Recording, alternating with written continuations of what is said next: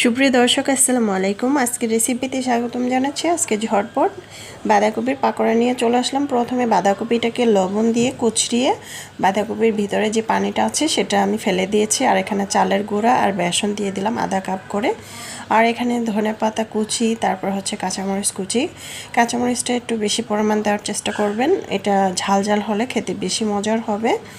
আর দিয়ে দিচ্ছি পেঁয়াজ কুচি, একটি ডিম দিয়েছি, আপনারা চাইলে একটি বা দুটি ডিম দিতে পারেন। এখানে আমি একটি ডিম অ্যাড করেছি। তারপরে এখানে কিছু মশলা দিব, গুঁড়া মশলা।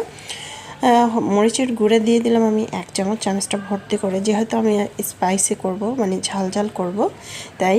আর এখানে দিয়ে দিচ্ছি ধনিয়ার গুঁড়া 1/2 চামচ, জিরার গুঁড়া 1/2 চামচ দিয়ে দিলাম, আর সামান্য হলুদের গুঁড়া 1/2 চামচের মতো দিয়ে এখন এগুলো একটু মেখে নিব। পরিমাণ মতো লবণ দিয়ে, বাসায় টেস্টি সল্ট থাকলে সেক্ষেত্রে এখানে সামান্য অ্যাড করতে পারেন, আর বাসায় নুডলসের মশলা অথবা চাট মশলা থাকলে অ্যাড করতে পারেন। এখন ভালোভাবে মেখে নিচ্ছি, দেখতে পাচ্ছেন হাতের সাহায্যে ভালো করে কিন্তু আমি এটা মেখে নিয়েছি, দেখতেই পাচ্ছেন।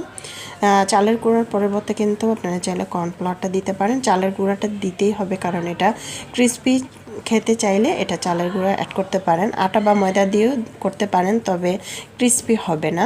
তাই চালের গুঁড়া অথবা কর্নফ্লাওয়ার দিতে হবে, আর বেসন দিতে হবে। এখন চুলায় একটি প্যান বসিয়ে পর্যাপ্ত পরিমাণ তেল দিয়েছি। তেলটা গরম করে এক এক করে সবগুলো ছেড়ে দিচ্ছি, দেখতে পাচ্ছেন।